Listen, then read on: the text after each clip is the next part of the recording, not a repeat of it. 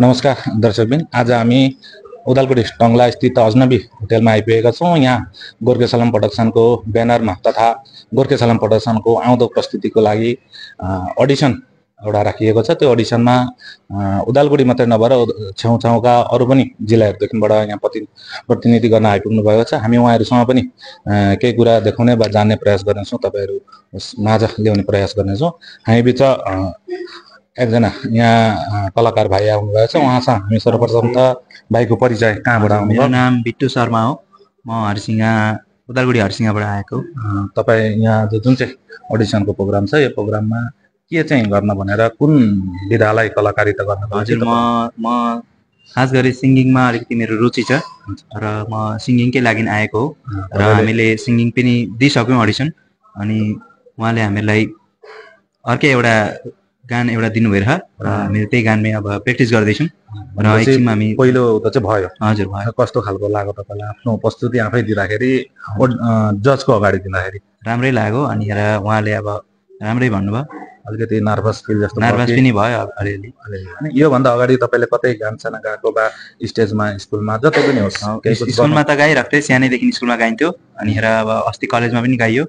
अनि त्यस्तै अब गर्दै जाँदाखेरि हुन्छ। अब जुन चाहिँ गत साँडे चलचित्र निकालेको गोर्खे सलाम प्रोडक्सन टिम छ, भोलिको दिनमा तपाईँलाई सिलेक्ट भयो भने जोडिन पाउँदा तपाईँ जोडिन पाउँदा हामीलाई धेरै नै राम्रो लाग्छ, किनकि असममै बनेको जुन हामीको चलचित्र हो, त्यसमा अब हामीले पनि अब काम पायौँ भने होइन राम्रै लाग्छ।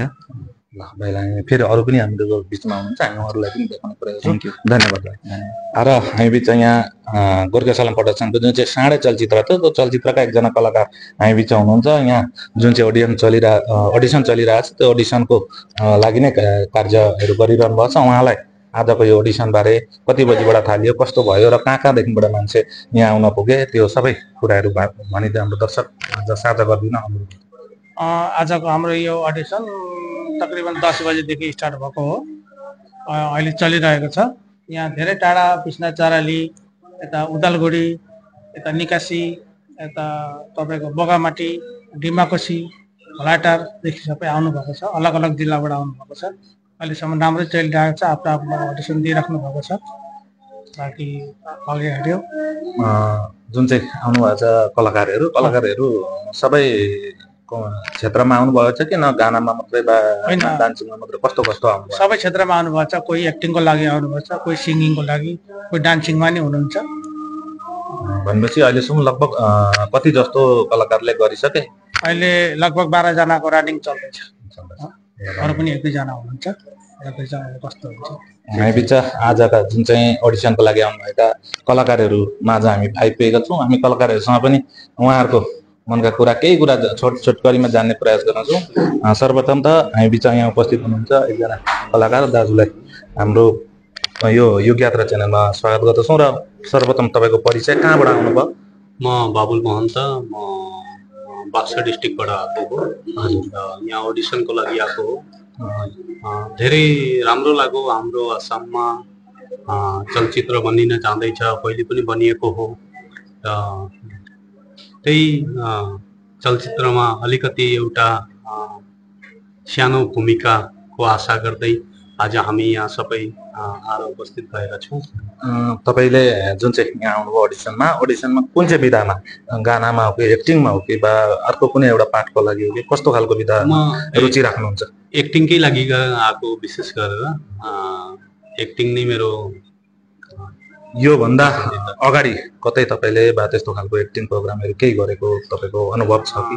सानोतिनो त्यस्तै फेसबुक हुँदै यो पेजहरूमा गानसान गाइछ, तर युट्युबमा पनि हल्का फुल्का फिल्म त्यस्तो सर्ट फिल्म बनाइएको छ। तर ठुलो फिल्ममा काम गर्ने मौका आज यहाँ खोज्दै भनेर आइपुगेको टङ्लामा आज म। यो जुन चाहिँ अडिसन छ गोर्खे सलाम प्रोडक्सनले राखेको, यो अडिसनमा तपाईँले खबर कस्तो मार्फत पाउनुभयो, कसरी चाहिँ यहाँ जोडिन आइपुग्नु भयो त? मैले यो धेरै नै चालिरहेको थिएँ पहिलेबाटै, र त्यसो गर्दै अनलाइन एउटा एप्लिकेसनमा गएर गोर्खे सलाम भन्ने एप्लिकेसन एउटामा गएर फर्म फिलअप गरेर तिनै सानो एउटा राशि दिएर म आफ्नो पञ्जीयन गराएको थिएँ। र आजको दिन यहाँ निर्धारित गरिएको र आज यहाँ आएर अडिसन दिएँ, राम्रै लाग्यो। तपाईँको त्यो जुन चाहिँ एक्टिङ छोडेर अरू कुनै पनि केही सानो गाना कसैले केही सुनाइदिन चाहनुहुन्छ? गाना एउटा छ तर अहिलेसम्म रिलिज त्यस्तो केही भएको छैन। कुनै पनि एउटा गाना? त्यही पनि 2 लाइन। कसैले सोधे भनी मेरो बारेमा भन्दिनु है भन्दिनु भन्दिनु है भन्दिनु भन्दिनु है तो पागल प्रेमी भन्ने एउटा सानो मेरो गाना लेखेको छ, आफैले लेखेको। ल धन्यवाद तपाईँको यो गानाहरू र जुन चाहिँ तपाईँले प्रस्तुति दिनुभयो। हामी पनि तपाईँलाई शुभेच्छा दिन्छौँ। भोलिको दिनमा पक्कै पनि गोर्खे सलामसँग तपाईँ जोडिन पुग्नुहोस्। थ्याङ्क यू, धन्यवाद। अरू एकजना यहाँ कलाकार आइपुग्नु भएको छ, उहाँको छेउ हामी गइरहेछौँ। सर्वप्रथम त तपाईँलाई आफ्नो परिचय र कहाँबाट आउनुभयो? सर्वप्रथम नमस्कार सबैजनालाई। मेरो नाम परो स्वरूप कुमार उपाध्याय। म विश्वनाथ डिस्ट्रिक्ट विश्वनाथ चाइल्डबाट आएको। विश्वनाथ, तपाईँ यति परबाट कसरी चाहिँ यहाँसम्म अडिसन दिन कसरी सम्पर्क हुनुभयो र कसरी आइपुग्नु? जहाँ हिन्दीबाट भनाइ छ, जहाँ चाह छ उहाँ राह छ। हजुर। अनि कुरो कस्तो भन्दाखेरि यो साँडे मुभी पनि हाम्रो उहाँ गाउँमा प्रदर्शन भएको थियो र उहाँ त्यतिखेर अलिकति जानकारी पाएको थियो। कस्तो खालको भन्दाखेरि अगर कसैलाई चलचित्रमा अभिनय गर्न छ भने राजीव तामाङज्यूले त्यतिखेर भन्नुभएको थियो हामी अडिसन राख्नेछौँ र हजुरहरूलाई निम्ताउनेछौँ र त्यो अडिसनमा हजुरहरू आइदिएर आफ्नो कला देखाउनुहोस्, हुन सक्नुहुन्छ भन्ने खालको कुरो सुनिएको थियो। त्यसका मार्फत हामी आएका। तपाईँ आज जुन चाहिँ अडिसन दिनुभयो, यो अडिसनमा कुन चाहिँ विधामा तपाईँ आफ्नो रुचि राख्नुहुन्छ? मेरो रुचि त एक्टिङमै हो। एक्टिङ। तपाईँ अगाडि पछाडि पनि कतै त्यस्तो खालको एक्टिङ केही गर्नुभएको छ या आफ्नो व्यावसायिक वा के कसो गर्नुहुँदैछ वर्तमान? वर्तमान यसै म चाहिँ अब सेकेन्ड्री लेभलको टिचर हुँ, जहाँ म ब्लक लेभलमा म्याथ्सका टिचरहरूलाई टिचरमा टिचिङ गर्छु। त्यसै त्यो हिसाबमा म एउटा रिसोर्स पर्सन पनि हो। र यहाँभन्दा अघि मैले हाम्रै गाउँमा एउटा छ साझा कला गोष्ठी भन्ने, साझा कला गोष्ठीको ब्यानरका तल मैले बहुत ठाउँहरूमा गएर प्लेहरू, विभिन्न खालका प्ले, विभिन्न खालका रोल मैले गरेको पनि छु। भनेपछि तपाईँको अलिकति भए पनि अनुभव अगाडि बढेको छ। मेरो नाटकका क्षेत्रमा चाहिँ छ। हजुर। आजको यहाँको प्रस्तुति कस्तो खालको लाग्यो र आफूलाई कस्तो खालको फिल भयो भित्र जुन चाहिँ जजहरू अगाडि बसेर तपाईँलाई गर्नु पर्दाखेरि चाहिँ?